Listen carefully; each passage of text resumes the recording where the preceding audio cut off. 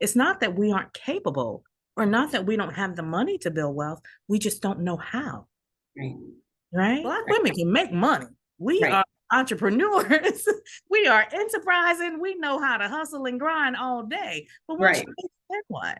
You Right. know, we don't Yeah. know how to grow our money because we don't really talk about it.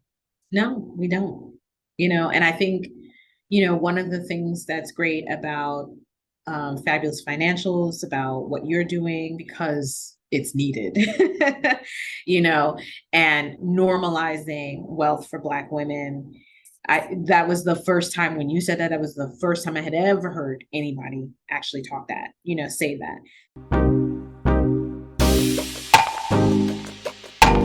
Hey, financial besties. How you doing? How you been? Welcome back to my channel. In today's video, we're going to have another Black women and wealth conversation. This conversation is going to be with my special guest, Monique, and she's going to share with us all the details about her personal finance journey and her pursuit of financial independence. There were some things that she's going to share about her experience working with me. But I hope you enjoyed the conversation with Monique. Let's get into it. Monique. Hey girl, hey, how you doing? How you been? I am good. I'm good. How are you? I'm wonderful. Thank you so much for being here with me today. Our conversation is going to be part of a series on my channel that I'm doing called Black Women and Wealth Conversation. The reason why I'm doing this series is because I want to normalize conversations about money. And I find that many people, specifically Black women, sometimes we feel shame about our personal finances. Sometimes we feel like we're the only ones that is dealing with a certain challenge financially. And also sometimes we assume that other people are doing better than us. So we feel bad about the current state of our finances. And I feel like talking about money will help to relieve a lot of that. It will help other Black women see that we're just like her. She's just like me. Not only the challenges, but also the financial success. So the more Black women see other Black women talking about their financial challenges and their financial success, I hope they will be inspired to pursue financial independence for themselves. So Yes. thank you for participating in this series. And let's talk about your money. Yes, let's get into it. Well, first, thank you for inviting me. I'm really excited about this, and yeah, let's dive in. Let's get into it. Yeah. How would you describe the current state of your finances? Very good. Very Very, good. yes, very good. And that has a lot to do. I was in pretty good shape and actually got into like great shape working with you, so that's number Oh, one. I kind of like, there's a lot of things that like when we first started talking, I was like, well, this and that, and I was like, oh yeah, no, pretty much where my money is going. And I would say I probably knew like 85% I knew where it was going, right? And then, we started working together and I was like, oh, it's going over here. It shouldn't be there. That other 15% is doing something that it shouldn't be doing. And then just, in terms of my financial education, but I think I'll start with the fact that, when we started working together, the ways in which you invited me to think about money, the ways in which you invited me to explore how I feel about money, how I feel like my fears, my hopes, my dreams. And it was really a relief to get to a point where I could just actually talk about those fears because, when you're going through it, you kind of feel alone in your thinking, even if logically you're like, other people in the world must be. But I really hadn't had anybody who could address those things, answer those questions, give me a new perspective, on that thinking. I remember the first big revelation was that like retirement is not an age, it's a number. And I was like, wait a minute. Because that's what we're taught. We're taught like you get to retire when you're 62. 65 Yeah. or 60, whatever. And so you're like, okay, well, it's not going to happen before I'm that age. And you were like, well, no, it's when you reach a certain number where you can afford to retire and live the life that you want to live, not the age. And that was just like, I mean, I was like, okay, then. It just opened doors. And then really how to look at the kind of things that we all have, a lot of us have access to, which is like the 401k and the IRA and just retirement accounts, and really how to maximize them. I was maximizing my 401k, didn't have an IRA, didn't, you know what I mean? Like I just, like I was invested. I had my own personal brokerage account and I was, playing around in there. I think I had like 30 different stocks. I didn't know what I was doing. And what did I call that? You called it, that's gambling. And you had a raggedy what? Oh, I had a raggedy portfolio. I mean, it was just like every time somebody mentioned a company, I was like, oh, let me go buy some shares of that. And just sitting there, I know nothing about the companies, just didn't know what I was doing. And only really got lucky in terms of the timing of that because I got that brokerage account in 2020. So that was like bull run year. Yeah. So I was like, I kind of thought knew what I was doing. And then we talked and I was like, oh, no. No. We're not gambling, sis. No, we are not gambling. Stop that. No, I was like, oh, I'm just getting lucky with my gambles. I got in at the time where everything is popping. Okay, got it. Anybody could get rich. Exactly. And you couldn't tell me. I mean, you could tell me something, but I was like, look at this. But what happened in 2022 if you didn't know what you were doing? Oh my God. Like we got to 2022 and I was like, oh my God, I'm so glad I learned something before this happened because bull runs I feel like they make everyone think that they are geniuses at the market. But it's like the bear market. And that's the other thing that you taught me, which was not to be afraid of the red, in your portfolio, not to be afraid of bear markets, because when we got to 2020, it was looking rough. Like every day was red in that portfolio. Late 2021 yep. To 2022. Yeah. Yep. And you taught me how, and again, and I would say like you taught me, but you also invited me to think, right? So I think that's a very important distinction, because someone inviting you to think about something in a certain kind of way allows you to really understand it in a very different way and understand it in your own personal situation, and like there was questions that, you would ask, but there were information that you would give. And I would just be like, that's interesting.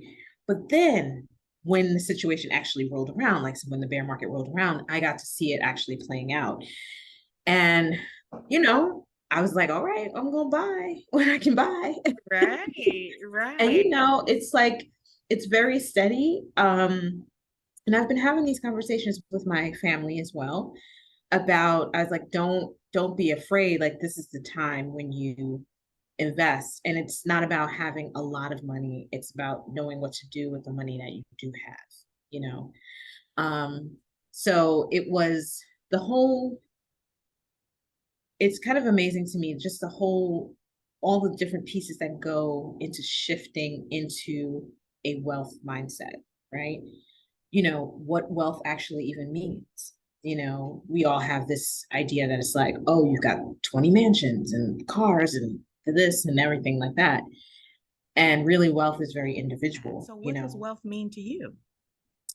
Wealth means to me, it's about having choice. It's about having independence. It's about having the ability to choose what I'm doing in the world and with myself and with my money, as opposed to having to do X, Y, and Z in order to live and, and all that other stuff. That's what it's about for me. I'm very, very interested in being in a place where I have more choices. Yeah. That's what it's about for me. Yes, I love that. I love that you say that, because a lot of people, when they think about wealth or being rich or rich people, they Mm-hmm. usually have a negative thought about it or a negative connotation, because they think rich people are greedy.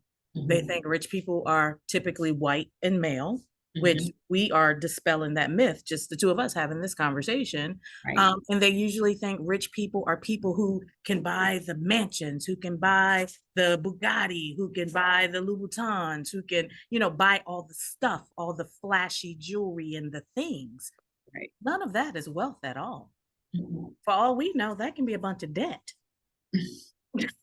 You know what I mean? I like your definition when you said wealth is about choices. Mm-hmm. And that's so true. Are there any other financial resources, like a book that you may have read, or a TV show or financial influencer that you follow? Are there any other financial resources that have helped you to improve your financial literacy? Yes, actually, the book that you recommended when we first started working together, I think it's a Simple Path to Wealth. Am I getting the title right? Yes. Mm-hmm. That book was great, and then and then there was a book prior to that. It was a friend who recommended I Will Teach You to Be Rich. Yes. I think yes. Mm-hmm. So that was and the thing I like about both books, I won't go on and on about both books, but the thing I liked about both of them was that it was very simple. It was just this does not have to be complicated. Keep it simple. It was just that. It was like there's no fancy tricks, there's no do this, there's no hustle and grind, it's like simplify everything down Yeah. and be steady and be consistent. Just Yeah. be consistent about those things. And that's all you have to do. Yeah, it doesn't have to be complicated. It doesn't have to be stressful. You don't have to be turning all these flips and doing all these tricks trying to get rich quick. I always say, if you're excited or you're stressed out about your money, you're doing it wrong. Right. Investing should be simple and boring. Yeah. I mean, it's and seeing that, like, first of all, it was a relief. It was just a relief.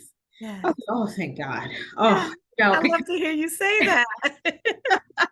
because I think that's another thing, and it's all tied up in the kind of like mystery of wealth and kind of like our ideas and fantasies about what it is, which then lead to beliefs about what you can and cannot achieve. And, all of this information basically was like consistent about like, keep it simple, just keep it simple. You can get where you need to go. You just need to be consistent about it, wherever it is that you have, wherever it is that you are, just be consistent about that. And so that's something I talk to other people about too. I was like, because they all, oh, I need to have X amount of dollars before I do this, or I was like, probably need to get out of debt first, and then everything else is just work with what you got. Like if you ain't got number $5, debt free, and you're like, all right, I'm ready to. I was like, I'm always like, something is better than zero.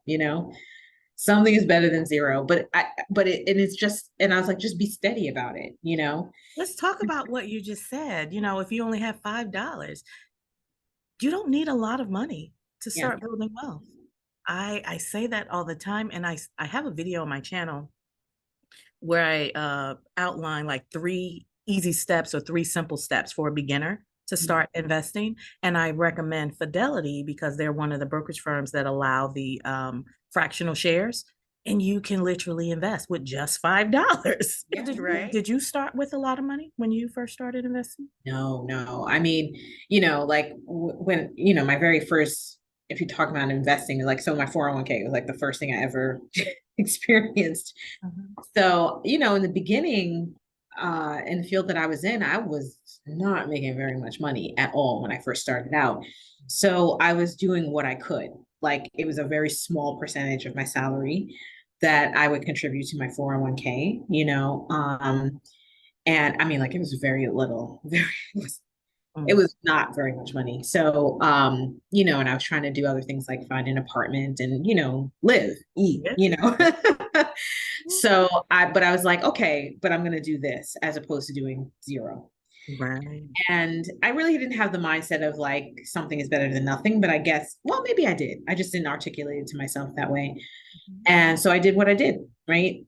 And Mhm. then as I was growing in my career, I would increase that, to what I could do, until I got to the point where I could actually like, max out, the 401k every year. I remember in the beginning, I was ashamed though that I wasn't doing enough. I was doing it, but I was ashamed I wasn't doing enough. So I would never look at my 401k. I would never look to see how much is in there because I was like, well, I know if I look, I'm going to be like, you're failing. You're Mhm. failing. So we're just going to keep doing it. And I did not look for a long time. Mhm. I've been in my particular field for like going on 25 years. I would say probably for the first half of that, maybe I never looked. Mhm. It was whatever was in there was in there. But Whatever. here's the thing, that 20-year-old, I'm assuming you were in your 20s when you first started your career, right? That 20-year-old Monique, that decision that you made to start with something, something is better than nothing, even if you were only contributing $100 at 20 years old, that $100 that you put in 20 years ago is worth more than the $1,000 you're putting in today Yeah, because of compounding interest. yeah, It's the time that you had working on your side, and that $100 was compounding over and over every year over the past couple of decades. And that made more money for you than the 1,000 you're probably putting in today. 20-year-old Monique did you a favor. she did do me a favor because I remember when I finally mustered up the courage to look because I was like, all right, what are we doing here? Let's I need to know where I am with things. And I looked and I was like, oh, okay. Okay. I think that was the beginning of kind of getting excited about paying more attention to my money. Uh-huh. Um, Still didn't have really have anything buttoned up, but that's when I think that's the beginning of it, when I was like, oh, okay, great. We can work with this. Yes. Look, pat on the back to 20-year-old Monique for that. I love keeping my future self in mind because it helps you to personalize why you're making the decisions you are today. Because if anybody's going to look out for you, it's you. And when you're making financial decisions, keeping in mind you're doing this for future Monique, or I'm doing this for future Malika. I'm going to look out for my girl Yeah. because I love her. Yes. Right. And I want her to look back and be like, thank you, girl. Right. Yeah. So you did good. You did The words good. that we have been coming back to is independence, choice, freedom. There's something about that. It's I mean, just to use another word, it's liberating, right?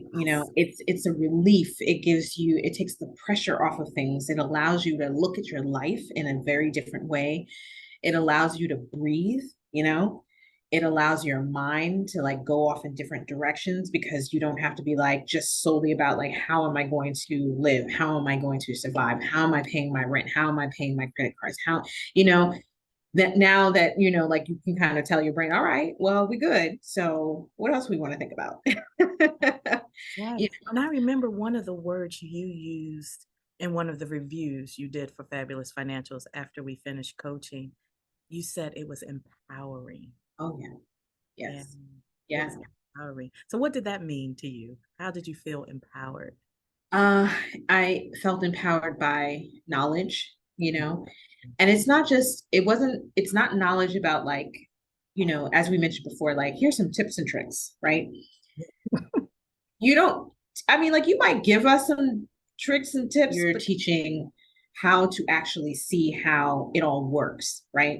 So that you as an individual can make that work for you, tailor it to your own self and your own life.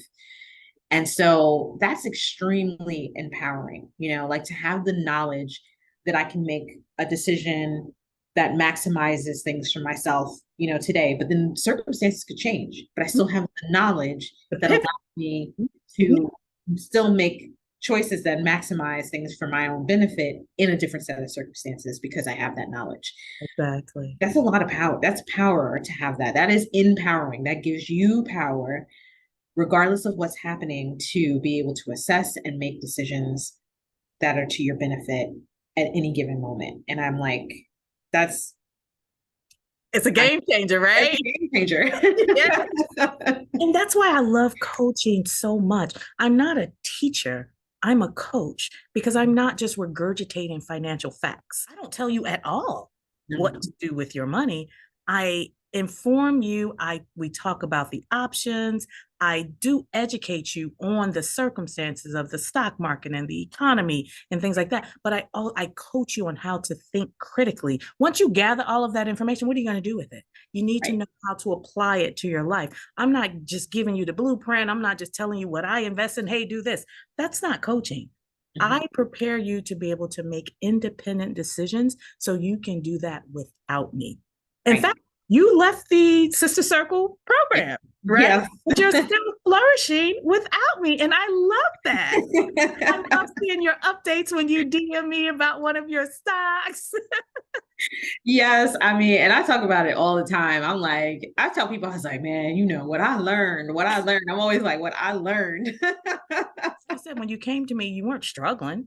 You were already doing pretty well for yourself. I just needed to, I just need to redirect you a little bit, you know? Yeah, And I yeah, just brought out all the fabulousness in your yeah, financials. yeah, Has helped you flourish a little more than what you were doing when you came to me. So yes, yes. I love that you said you felt empowered. That's my objective. That's my goal, to empower you so that you're not only doing what I say, you're applying the information to your own lives, because what you do with your money should be different than what I do with my money. Our circumstances are different, you know? Right. So yeah, I love that you said that. That is so good. That is so good. Um, Perfect segue into my next question. Have you ever experienced any setbacks in your financial journey? I mean, yes. You mind Yeah, I would say definitely in my earlier days, I would say when I was out of college, I was working and I just started earning money, and I was using more credit than I was making, So I wasn't like broke, but I was always like playing catch up. And then I kind of fell into this place, and I can't remember the exact circumstances, but it was I had missed some payments on one of my credit cards, right?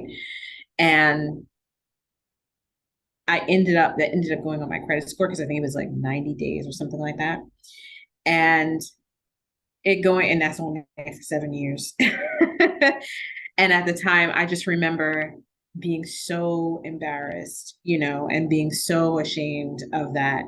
Um, and, kind of vowing that I was going to do better, having some sense of how I would do that. I think that was like the moment where I got much better about taking care of like credit card debt and not holding debt, which I never liked. I don't like owing anybody money. If I owe you $5, I get that right? $5 back right away. Right. Especially my friends. Let me cash app you right now.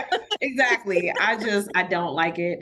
Um, and so, that was, and it dinged my credit score for a number of years. My credit score was not horrible at all, but to me, that felt like I am a perfectionist. I am a perfectionist who's trying to learn how not to be perfectionist. You're Okay? recovering.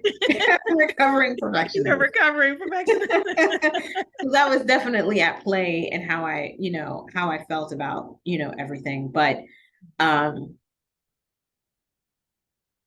I basically I was just like, all right, we're just gonna be steady and we're just gonna take care of it. And we're not gonna do that again. We're not gonna get to a point where and I remember I remember that it was because I had more debt at that moment and I didn't know how to take care of all of it. So I was just like, I'm just not gonna look.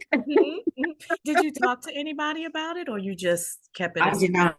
I did not. I went through that by myself. I did not tell anybody. I did not discuss it with anybody. I not nary a person, you know. So because I was embarrassed and I was like, well, it's my problem. I have to fix it. And I did not discuss it with anyone, you know. So I just set about like being like, okay, we're clearing this up. And, you know, I set some rules around how I would use my credit going forward. And ended up more or less abiding by that. I think the way I do it now has its roots in that, but it's a much healthier outlook and it's a much healthier approach in thinking about it, you know.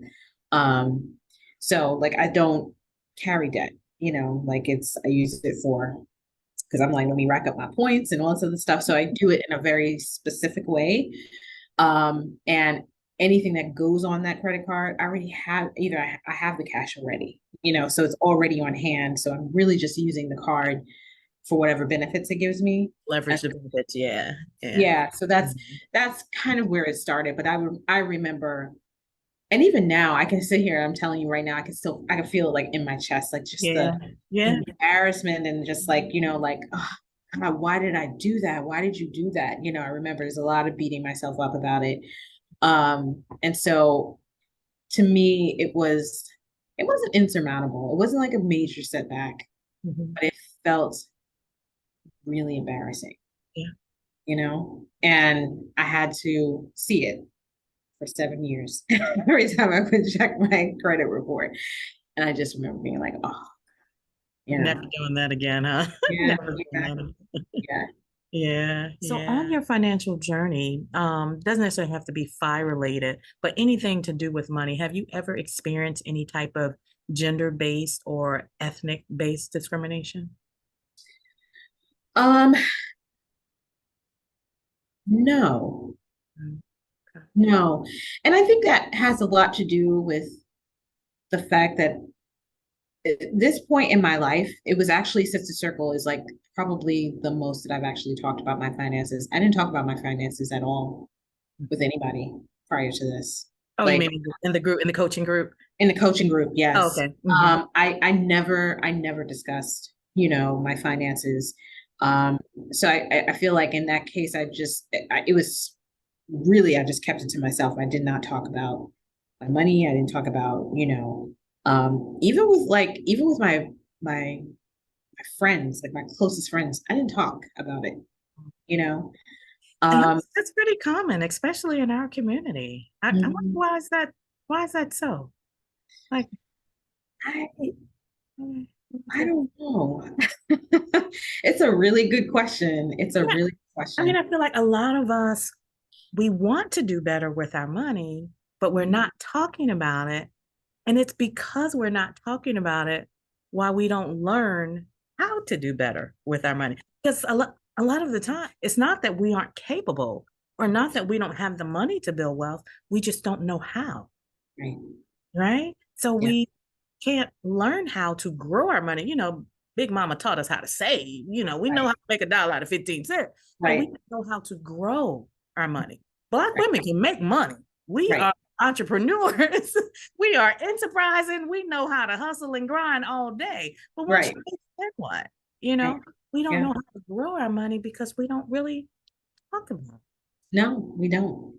You know, and I think, you know, one of the things that's great about Fabulous Financials, about what you're doing, about, you know, and I know I've heard you talk about it many times, like this is a calling for yourself. And I'm like, well, because it's needed, you know, and normalizing wealth for Black women. That was the first time when you said that, that was the first time I had ever heard anybody actually talk that, you know, say that. So, and I guess in a way you could say that maybe that's the way in which I've experienced it, by the utter lack of conversation around it. None of it was coming through. So I think there's one thing when it's happening within our families and our communities, Mhm. but also out in the world, it is not spoken of, you know, it is not, we're not invited to those conversations. And I think we know we're not, so we do what we do, right? But you were the first person to ever say that, Black women and wealth. And I was like, oh, yeah. Yeah. We know how to make money. We know how to budget. We know how to save. When traditional financial advice is given to women, they're teaching us how to reduce our grocery bill. They're teaching us Right, how to budget. They're teaching us how to save for an emergency fund. But right. when the financial industry is giving advice to men, what are they Mhm. saying? Oh, it's about building wealth, and it's about, yeah. And Exactly. I yeah. see that disparity, and I'm like, I'm talking about that. Well, you have to talk about some of the basic stuff, but I want to focus on the basic stuff. We already know how to do that. We've been doing that for years. Big Mama taught us how to save. Right, Let's talk about how we're gonna grow some wealth. right. We hustle and grind all our lives and kill ourselves for these jobs, making all this money for 20, 30 years, and then we retire. We ain't got two nickels to rub together. That's Right. the problem. Yeah. Yeah. So I want more Black women to be wealthy. Yes, I Yeah. said it. And Yeah. whoever is watching this, I think I get comments all the time. Why does it only have to be Black women? Because that's who I'm talking to. Right. Because nobody else was talking to us. Nobody else. Nobody else was talking to us. Right. So I want to be the change I want to see. Mhm. Yes, Black women and wealth. I want us Yeah. to move beyond just saving for an emergency fund. Let's Right. build. So And I remember, like you had mentioned that, and I just was like, I think people don't understand unless you've experienced it. You do not understand how something does not seem possible when you are never in the picture at all, right? So, like I said, I've never been invited, or the ones that I do see, any kind of like financial, whatever, it was always predominantly white men. And you might be like, so what's the problem? I'm like, well, when you never, ever, ever, ever, hardly ever see a person of color in there, it's hard to picture yourself in that room. yeah. It's hard to enter that room.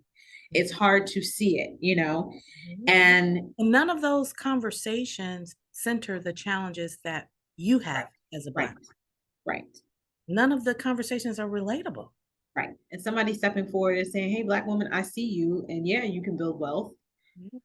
And I built wealth and I want to share with you my knowledge. You're like, sign me up. Right, right. I remember one of the first coaching sessions we had when I first created the Sister Circle. Remember, we dedicated a whole session.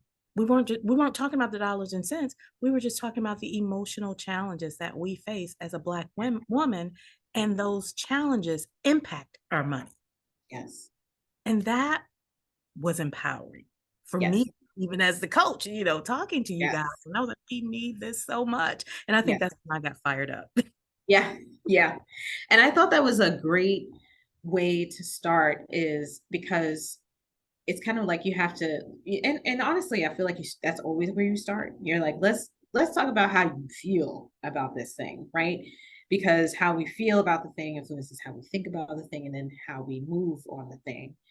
And being able to air that, you know, even if you're like, okay, I've aired it and I fixed it, which that never happens, but being aware that you're like, oh, I have this fear. Oh, I have this shame. Oh, I have the, okay, got it, And so as you're going forward and things that you run into, like hiccups and whatever, you can then recall, like, all right, This is how this is impacting my right, money, right? right, And being in the community and knowing that you're not the only one feeling that way right. Yeah, makes a difference. yeah, Yeah, huge yeah, difference. yeah. We've been on a while. I'm not going to hold you too long, but I have one last question for you. Mhm. So, for other Black women who are watching us right now, based on your experiences, what advice would you give them if they are considering pursuing FI or if they're on their FI journey? What advice would you give other Black women? So I would say, you know, one, have people you can trust, and who are like actually knowledgeable, so no gamblers. You can know some gamblers, but don't consult them about your finances. Uh, Have people, and it doesn't have to be a big wide circle, but like, some people that you can talk to, is really major, because it is it is an emotional journey. You're going to have emotional reactions to what is happening. And it's been valuable, extremely valuable and necessary for me to be able to pick up the phone and talk these things through with someone who understands and has good knowledge, you know? Um, so that's number one. And the other thing I would say is like, just keep it simple, you know, just keep it simple and steady. Just Uh, be consistent, but keep it simple. Those, yes. those are my pieces of advice. I love it. The new coaching program, group coaching program that I created is called Invest with Ease. Mm, Your personal finances don't have to be complicated. yeah. You can establish a very, very simple investing strategy and build wealth. You ain't got to Yeah. be chasing crypto, chasing AI, chasing what's the latest trending thing? Like hopping on every hot topic, every bandwagon. Girl, you ain't got to do Yeah. Yeah. Yeah. You don't know if you coming or going. it. You ain't got to do all that. So I love your advice. Find you a circle of knowledgeable people that you can learn from, that you can talk to, and Yeah. keep it simple. I love it. Thank Yes. you, Monique. Thank you for sharing your experiences with us. Thank you for sharing your wisdom, and thank you for that great advice. Thank you. Thank you. This was a lot of fun. I hope you guys really enjoyed that conversation with Monique because I sure did. And I hope you're enjoying this series on Black women and wealth conversations. I am going to link all of the things that were mentioned. If you have any interest in coaching with me, you can check out my website at moneycoachmalika.com. In my next video, I will talk more about investing and Black women building wealth because y'all know that's my jam. If this is of interest to you, please subscribe to my channel and turn on that notification bell so you will be notified the next time I upload a new video. Until next time, bye for now.